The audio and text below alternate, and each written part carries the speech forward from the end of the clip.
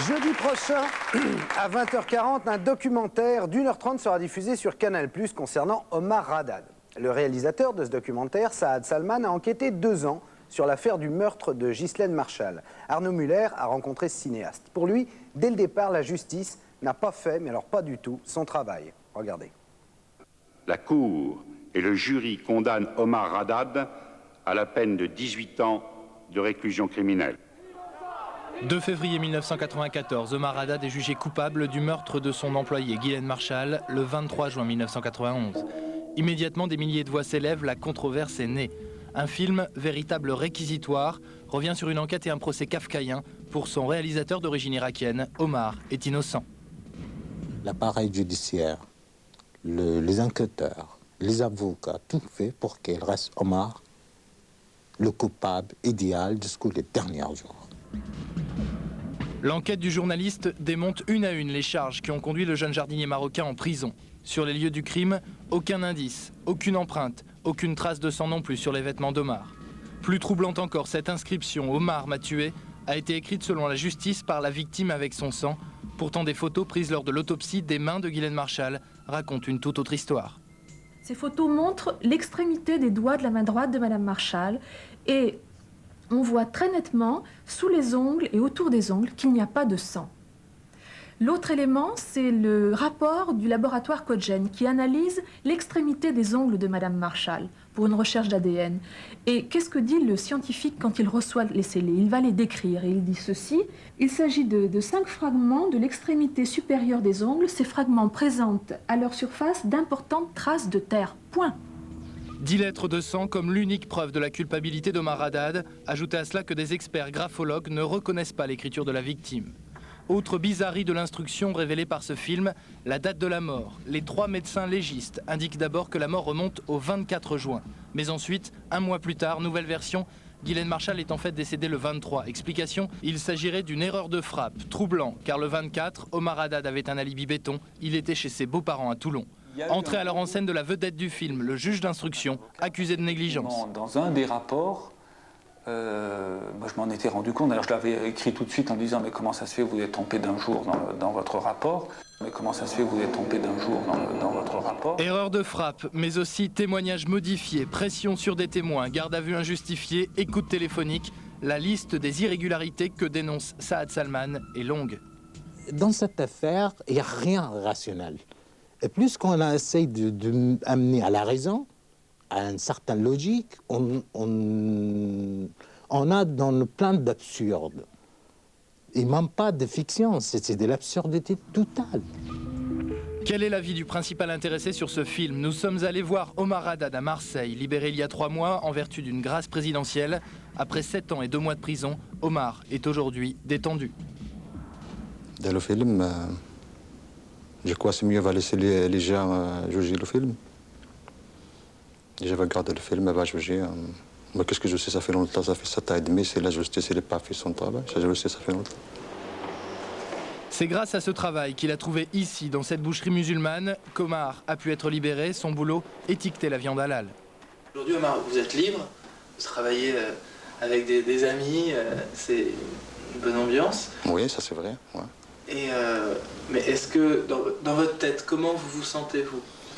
Dans ma tête, comme j'ai dit toujours, dans ma tête je suis libre, c'est vrai, mais dans ma tête je suis toujours encore derrière les barreaux. Parce que cette affaire, c'est pas terminé. J'attends encore une deuxième procès. Aussi, je demande à la France, mon nom il reste propre. Voilà qu'est-ce que je demande aujourd'hui. C'est tout. 7 ans et 2 mois, j'ai fait, ça y est, ça s'est passé, ça c'est fait, hein. C'est trop tard. Hein. Voilà. Et merci à tout le monde et ciao. La révision du procès d'Omar Haddad, c'est peut-être pour bientôt. Son avocat, Maître Vergès, va demander à la Cour de cassation de réouvrir le dossier. Pour cela, il faut de nouveaux éléments. Employé par Jacques Vergès, ce détective privé affirme en détenir. Nous avons rassemblé un faisceau de présomptions qui démontre qu'en fait, ce n'était pas Omar Haddad le véritable meurtrier, mais c'était d'autres personnes qui avaient un intérêt bien supérieur à Omar Haddad de supprimer Madame Marchal, et pour des raisons qui sont également définies. Et nous allons révéler tout cela au moment du dépôt du recours en révision. On se retrouve juste après la pub. Ça intéresse tellement de gens qu'il y a une prolifération d'écoles de détectives qui ne débouchent sur aucun diplôme. Alors dans l'avenir, les conditions requises pour devenir détective privé devraient être plus strictes. Reportage de Marie-Laure Bonnemain et Gérard Ramirez. Au risque de vous décevoir, le détective d'aujourd'hui est bien loin des personnages tels que Sherlock Holmes ou Nestor Burma. Ceux que l'on appelle officiellement les agents privés de recherche travaillent surtout pour les compagnies d'assurance, les banques ou les huissiers. La brigade des cocus est définitivement dissoute. L'ordinateur est maintenant leur outil principal et les filatures ont changé d'objectif. Les filatures étaient essentiellement utilisées dans le temps pour les adultères. Les filatures servent maintenant dans des cas de concurrence déloyale, dans des cas de détournement de clientèle, où là on a besoin de savoir, pour un ancien employé, ce qu'il a fait et comment est-ce qu'il s'est organisé. À ce moment-là, la filature est utile. Quand on fait le tour de l'immeuble, on se rend compte que c'est un immeuble désinfecté à l'adresse. Pour des agences de détectives qui ont vu le siècle défiler, certains ont malgré tout préservé la recherche de personnes ou les enquêtes de moralité.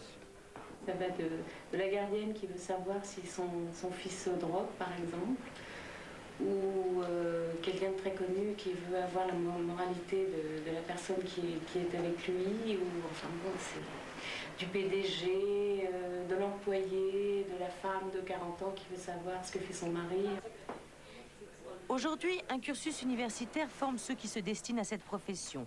Une formation avant tout juridique qui permettra à tout détective d'être fiable vis-à-vis de son client.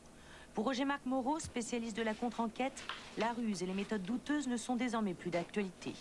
Pour apporter des éléments de preuve qui sont recevables devant le tribunal, il faut que les éléments soient légaux, mais également loyaux.